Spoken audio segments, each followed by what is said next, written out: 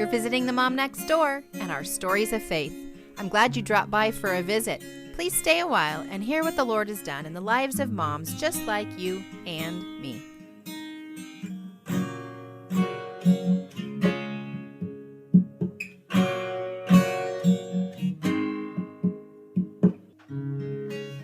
Hey friends, welcome to the Mom Next Door Stories of Faith.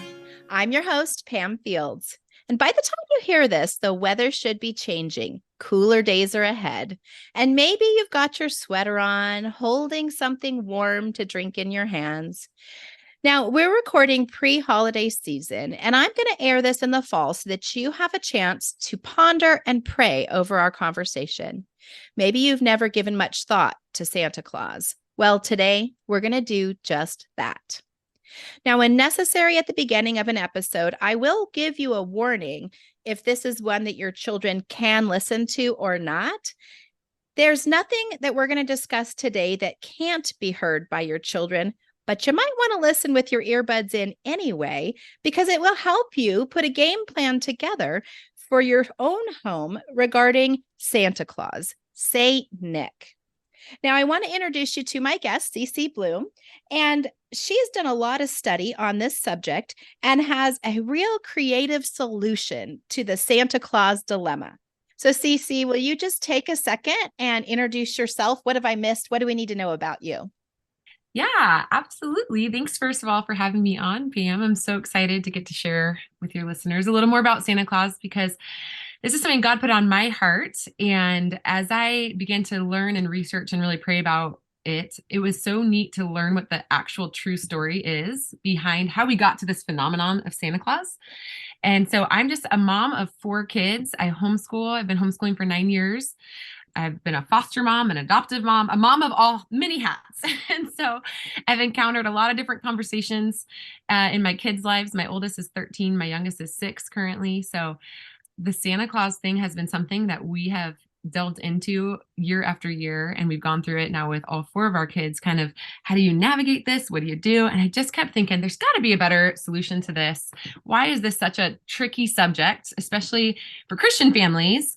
And you got people on all ends of the spectrum, some who go all in on the Santa Claus, like magical part, and some who go all the way on the other end of the spectrum, who they don't really want to touch on it at all because they feel like it takes away from the meaning of the season of what Jesus did. So my hope was to come up with some sort of solution for all of those families. And just, depending on where you are on that spectrum, it would depend on when you might want to delve into my book.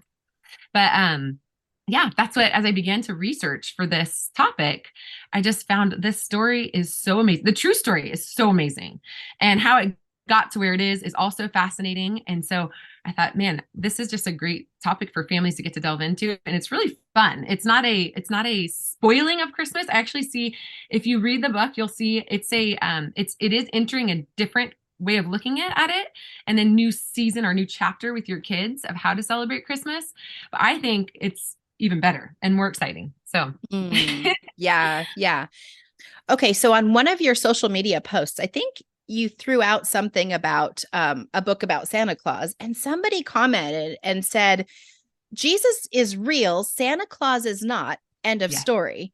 yeah. And that's really not the end of the story. And was so excited to meet you because we also kind of had this dilemma with our family when our children were young. I grew up, it was Santa Claus, though not like the whole fantastical, magical, whatever. It was just kind of like, yeah, there's Santa Claus, and Santa Claus brings you your gifts, but we knew he really didn't bring our gifts, but we really didn't have the focus on the manger and Jesus. Yeah. And I did, when I became a mom, I wanted to do those things, but I didn't know how to navigate those in both ways. And I found a book that was so precious. It's called Celebrating the Christian Year by Martha Zimmerman. And I will put a link for that in the show notes. And it's an old book, okay? But it's so probably out of print, but there are places you can find it. But she went through all sorts of holidays throughout the year and just kind of went through the historical references and biblical references, a little bit of how we got from where we were to now. And it was through reading that our family decided to do a little bit differently. What we do is at the beginning of December, Yep. we put out the traditional old world Santa Claus things, Mhm. and we put those out up until St. Nicholas Day, and then December we 6th, right? celebrate. Yep. Well, and even at that, we kind of play a little bit at Yeah. December 6th, December 7th, whatever night it falls good Yeah. on to work Yes. with for Yes. our family.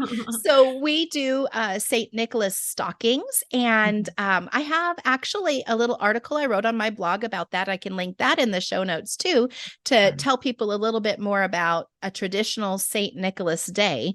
And so after that St. Nicholas Day is passed, we put all those Santa Claus things away, and then we really do just focus on the manger.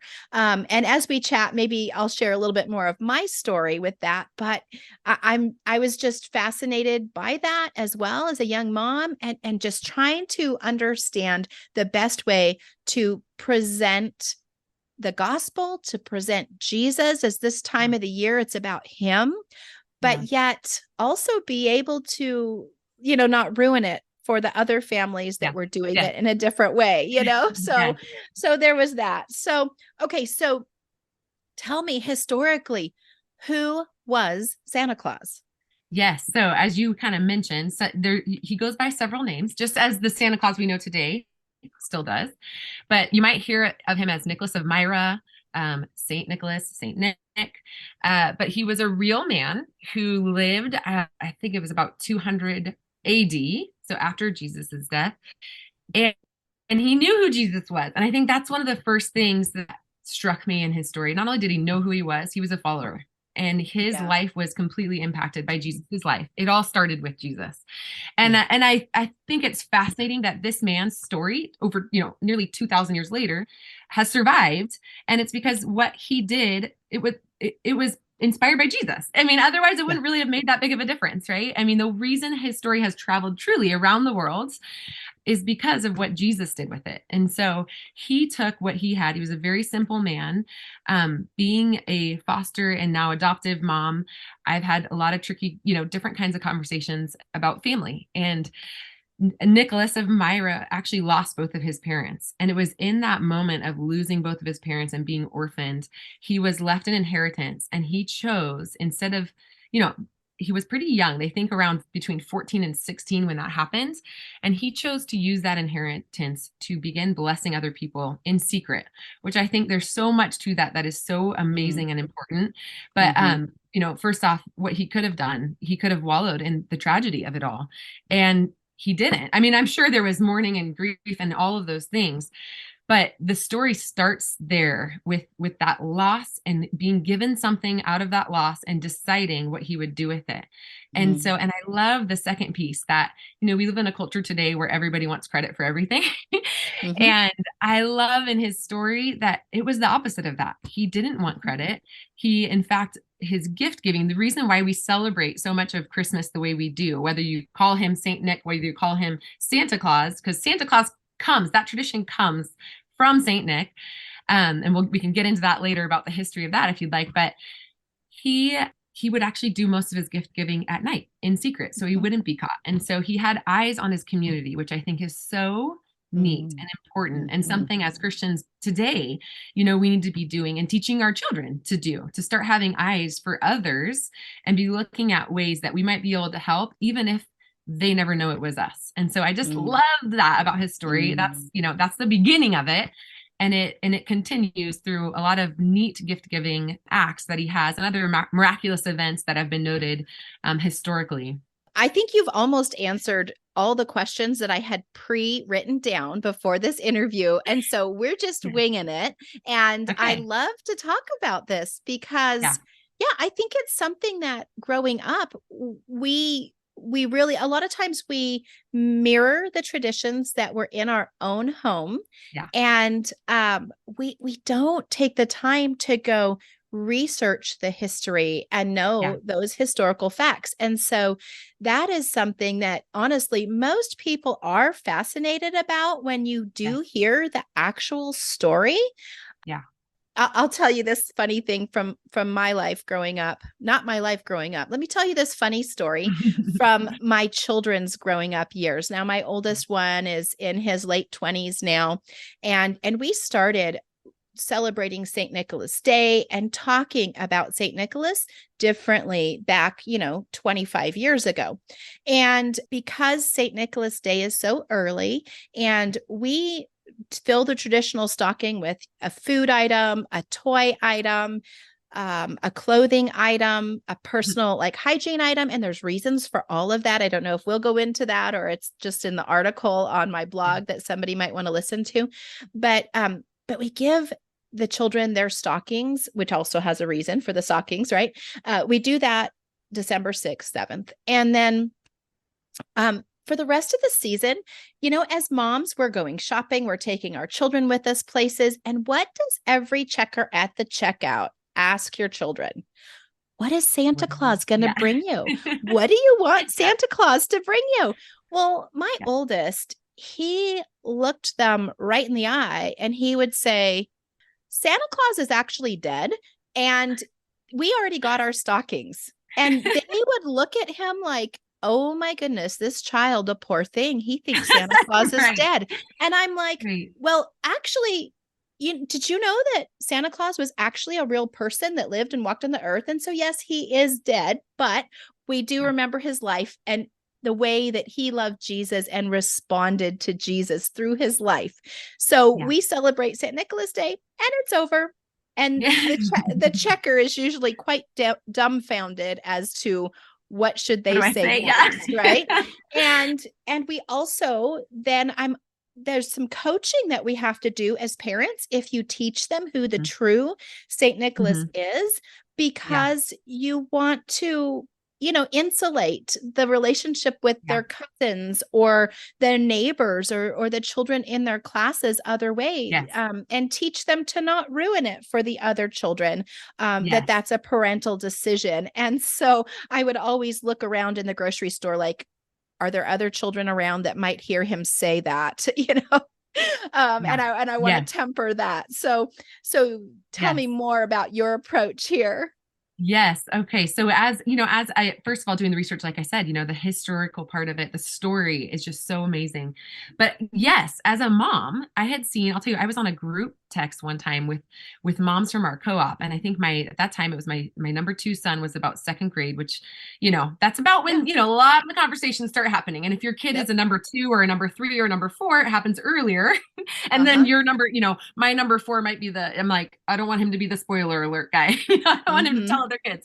But on this group chat, there were moms and they were, it started out with the mom saying, whose kid is coming to, class and saying that Santa Claus is not real because my kid came home in tears today, and she was so upset. And I get that because again, the approach culturally, this really isn't a topic you can avoid, you know, Right. Right. whether you're a Christian or not, or, you do Santa, you do Saint Nick, whatever, it has to be approached at some point. And so when I set out to write the book, which by the way, I don't even think I mentioned the name of the book, it's called The Top Secret Truth About Santa Claus. And Yes. so that was a huge part of my goal of what are the problems that are around this topic. I'd seen so many at that point that I thought, let me help parents. Let me break this down somehow and figure out there's just got to be a better solution to this than these nagging conversations, than the dreadful, I can't tell you how many times I heard parents say, I just want one more year of the magic, which I get it as a mom. Sometimes you want to cling on to these like moments with your kids. They're young and they're innocent, they're sweet, and we think that if we've done the magical side of Santa Claus, that we are going to lose that. And so the book I wrote with all of these things in mind. And so the book starts out, the whole thing is set to a rhyme scheme. So it's very playful and whimsical. It's fully illustrated. So it should capture the attention of a child from anywhere from like age, 5 all the way, I would say even up into middle school. In fact, I had friends who had their kids were in middle school this past Christmas, or maybe it was 2 Christmases ago. I didn't even have my actual book completely printed yet. So I gave them my manuscript and they used it for their boys because they had never had that talk with them. They had Mm. actually had the birds and the bees talk, but not the Santa Claus talk. And they read it to finally make it official because they wanted that one last year of magic. And they said, okay, the gig is up. We know they know, but they're playing along. Anyway, they read the book together and it was so sweet to hear their reactions and what they thought. So the book does range, like you can use it. And my hope is that it continues to be a tradition for families like you're talking about with the St. Nicholas Day, that when that time comes for your family, whether you start with this approach or it's the approach you take when the gig is up, my hope is that it becomes a family tradition for years to come. And so in talking about these challenges that parents have, as the story starts, it unfolds the whole story of, as I mentioned, of Nicholas of Myra. It starts with him as a little boy, and it walks you through the story of how he lost his parents. I'm sensitive with how I, approach that. It's a quick line or two, and the pictures kind of tell a little bit more of that story. But then it goes into his secret gift giving. And then it delves into a story that's very famous. If you do any research on Nicholas of Myra, you will be sure to encounter this story. And it's about three sisters that he helped. And it's a difficult story because back in those times, if families didn't have money, or if they could get caught in tough places, and these girls were actually going to be sold into slavery, and one at a time as they got older. So I approach this subject sensitively in the book, and it's in a rhyme scheme, so it's playful, but they were desperate for an answer to prayer, and they were crying out to God, which again I think is so sweet. And they lived in Nicholas's neighborhood, and he saw the need, and one by one, as they became of age to that place, he snuck to their house and he dropped coins into their stocks that were hanging on their window, I believe, is actually the initial, what they say they believe happened. And so that's where we get the tradition from, hanging up our stockings, which I think is so fun. I think most people don't even know where that tradition comes. So he would do it for the first sister. She was saved. That changed the course of that family. When it was time for the second sister to come of age, he snuck in and did the same thing and dropped coins into her stocking, then, just in time to save her. Well, the third sister was going to be saved. And so the dad, or was coming of age, the dad wanted to know who he could thank. And so he slept by that window, anticipating every night that maybe that same, whoever it was that was saving their family and was answering their prayers, maybe he could catch them. And he does. So the story kind of delves into that. And then it shifts gears about the middle of the book, and into like, this is the true story. And this is how we get to it. Kind of goes into actually how that story morphs from what we called Nicholas of Myra to he later became Saint Nicholas. And then what's so neat is his story, it made such an impact. It began to travel around the world. And we got it in the United States because Dutch immigrants would celebrate something called They would celebrate Sinterklaas, which is Saint Nicholas in the Dutch language, right? So when it came here, other people that lived near these Dutch neighborhoods would see these great celebrations happening around Sinterklaas, and the English version morphed into Santa Claus. And so that's how we get the name Santa Claus. So that's kind of the middle of the book. And then it shifts again to, listen, this is who he is. This is who it's always been. And what's so amazing about it is, while he may not be this magical character that he's been built up to be in these other ways, his story is so much cooler than that, because he was a simple man. He didn't have a lot, but he presented what he had to the Lord, and it came back, and God blessed it and used his story to bless others. And what's so great about that part of the story is that every single one of us can do it, and we can do it with our children, and we can teach our kids that it doesn't take, a social media platform or a whatever the things are that are in our culture today that says we need to do something special. No, it takes whatever you have right in front of you, presenting it to the Lord, and then asking him, what do you want me to do with this? And so the book shifts into that gear. And there's a contract page in the book, because I thought about that, of the families I know, when I told our oldest son, of course, the great fear is, oh, great, he's going to spoil it for the next one, or he's going to say something at school. So there's a contract page, and it welcomes your kids into what we are calling the TST Agency, or the Top Secret Truth Agency. And there's a little contract they can read, and it talks about kind of what the rules are in the agency, about how you're not part of it. You're not going to be able to do top secret missions with your family. And you will have a senior agent, which is your parents or your caregiver. You are a junior agent now.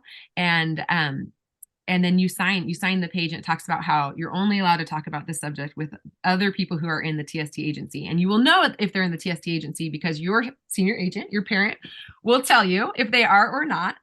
And those are the only people that you can talk about it with. And so it kind of welcomes into this next level of, the Santa Claus mission, if you will. I've also started a blog at my website, thetruthaboutsanta.com, that takes it one step further because I know, 4 kids and I homeschool and all these things. When I have something come at me that it's like, oh, great, one more thing to do. Now I've got to figure out secret missions for my kids. No, at the blog, that's my goal is to get families there with their kids and even just get the kids starting to read the blogs of what do I do next? How do I look for people? How do I have eyes for people? What kind of things could I do to help people? And I always emphasize that kids, when they're doing missions, they always need approval from their senior agent, that they need to talk about it with their parents, not to just go roaming around the neighborhood, mowing people's lawns without permission or things like that. But but I do kind of list out different ideas Mhm. and ways that they can start working on these missions, start brainstorming, start thinking, start praying, even talking to God about what He would have for them. So So I kind of tried to address all the different issues that pop up around this topic, and that one of those was keeping your kids from if other people are still in a different phase of the Santa Claus journey, keeping it, part of the secret. St. Nick didn't go around spilling the beans about what he was doing. And so it's good for us to also kind of be a little more tight-lipped about it and not be seeking the credit for whatever it is we're doing. I So love the way that you have spun this because it really does encourage that community service and yeah, being mission minded, no yeah, matter where you are and what you're doing, and you don't have to give of plenty. You can give of the yeah, little that you have. You can give yeah, your time and your talent, whatever yeah. resources. And so, just like in May Day, when isn't it May Day when you knock on somebody's door and leave flowers on their Oh porch or yes, I whatever? think you're right. I think you're I right. mean, yeah, you could just think about all the secret missions that you could Yes, do during the season. yes, And so I thought it's super fun. And I'm actually thinking that I should get a copy and give it to like a children's ministries director, because wouldn't it be cool if like several kids in your Sunday school class yes, were like in the TST group yes, and you exactly. you kind of started to feed off each other like, hey, this is, just the idea of the whole clubhouse and Yes, we've got a exactly. special thing and wow, Yes. like this could be so much fun. I am so super excited. I wanted to ask you, are you the one who did the illustrations yourself or did you find somebody for that? No, I hired an artist. I know my Okay. limitations. Okay. Okay. The artist is a man named Jonathan Amin, incredible artist, and he did beautiful work.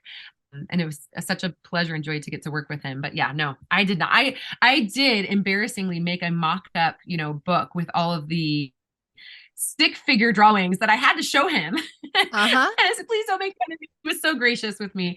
But yes, he them all. He took my ideas and turned my stick figures into something beautiful. So I'm so grateful.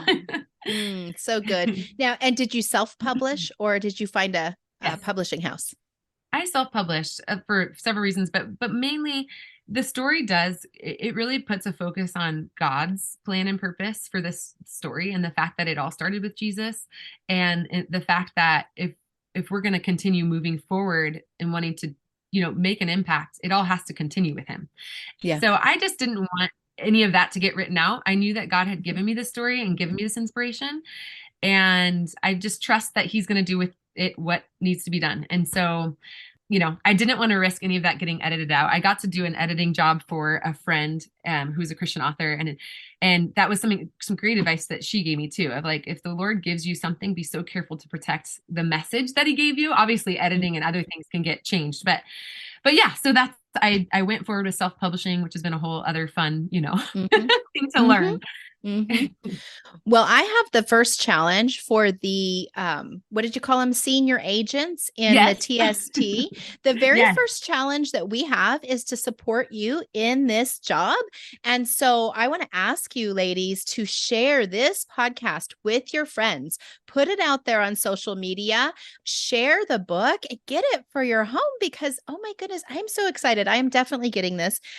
Also, I want to ask you, do you have some hashtags that you've designated? Because once we start getting out there and going on some secret missions, then though we don't want to get the credit for it, right? It Yep. would be really cool to create some momentum, and being part of the club. Yes. So, I do have some hashtags actually. So, and it's funny, I've done on the social media pages that I have on Facebook and Instagram, Pinterest, all those, as I've kind of done I've tried to post pictures and I was trying to figure out how do you market this, and especially with this little top secret part of it, right? And so a lot of the pictures you'll see on there, I actually have kids hold the book up in front of their face so it never gives away their identity, you know? oh, But yes, that one of the hashtags is TST agent or TST hashtag TST agents, plural. And I also have the hashtag TST agency. So those three are all, kind of linked, and you'll find different things in there, all the posts that I've made. But yes, I would absolutely love, one of the things that I really hope out of this ultimately is that families get, as they get going on this, that they would include me back in their journey. I would so love to hear about missions that kids do. And I'm hoping, like with the blog, that's something too. I'd like to acknowledge agents without giving away their real identity. So I was, even if kids come up with their own agent name, that doesn't have their real name on it, we can acknowledge agents without giving away their identity or, selling them out, if you will. well, that's also so smart right now in this age of social media where we don't necessarily want to have our kids' faces Yes. online or their names. So that is Yeah. super smart. You've thought this out so well. I have never done the elf on the shelf thing, but I see people talking about it all the time. This is like way, way more awesome. I mean, I've Yeah. already said it like 4 or 5 times. I'm so excited about this, you guys. I'm like super excited. Yay. Thank you, Pam. You're so sweet. I'm excited too. Well, you mentioned you're a homeschool mom. And so I Yeah. also wonder if you have other supportive things to go together with this, worksheets or crossword puzzles and, like Yes. all the things. So it's funny you say that because I actually was going to say my hope is to maybe come up with like a week or two, like a little like what you mentioned, if you do a little club or something, like a holiday curriculum to go with it. Yeah, like a So mini that, unit study or something. yes, exactly. So that is in the works. I will mention it, and what I do have on the website now is, as parents, I love the idea that parents can come alongside their kids and kids alongside their parents and maybe even get to know one another better through this process. So I wanted parents to be able to acknowledge their kids' work when they start thinking, when they start having eyes, whatever. And so I created these little certificates for kids. Mm. So I could, and those are on the website for like, a download type thing. So there I am working on the curriculum to maybe go with, like, for a unit study, like you mentioned, and then the award certificates go along. They actually go hand in hand with the blog post too. So you'll see, like, on the first, I numbered the blog post so that you know where to start and you can kind of work your way through. And the goal is to continue writing those and keeping those going. But the award certificates go with each one. So you'll see on there these different, like, award certificates that you can download from the website to acknowledge your kid, because especially if we're asking them to kind of keep it quiet under the radar, it's fun for a parent to get to acknowledge them and have that moment as a parent child to just say, like, wow, I'm so proud of you, way to go. Yeah. But yes, in addition, I came up with this idea, like, what goes better at Christmas time with a hardback Christmas book around the face than a Christmas song. Because I don't know about you, but I am the person that will listen to a Christmas song every once in a while in, like, June, July, and August. So um, I wrote a little Christmas song to go with it. And the story is fun because I did not want to tell the entire tale of the book, obviously, with the song, just since there are families on all ends of, different ends of the spectrum. So the song is a little bit of a different approach to the same story. And what's fun about the song is that if you are already a TST agent, you will know exactly what we're talking about in the song. But if you're not, it will just be a fun little, like, Christmas jingle that you can kind of tap your foot to. So it's a neat, and it's also a fun way, if you are a TST agent, to maybe let other people know that you are or not. Maybe if you play the song in a group setting, you'll see who else knows the song and knows what the real truth about it is behind the song. So so it's kind of a fun little thing. And it's also called The Top Secret Truth About Santa Claus. And you can find it You can download it free on Amazon Music, on Spotify, on Apple Music, on anywhere where you can download music, you can find it. So it's also on my website. But yeah. This is so genius. And I've got to ask you, what things prepared you? Like, did you college or training to prepare you to do something like this? It is so well thought out, like every aspect of it. Thank you. That's so sweet. Well, you know, I have to just totally give credit to the Lord. I mean, yes, I went to college, and I've always loved writing. But in 2019, God really gave me a word, and he called me storyteller. And I was like, I know what you're talking about. But I didn't, a mom of four kids. I have little ones. I was homeschooled. I'm still homeschooling. My husband's a firefighter. We live in California. So, I'm alone a lot of times, shuttling kids around and doing different things.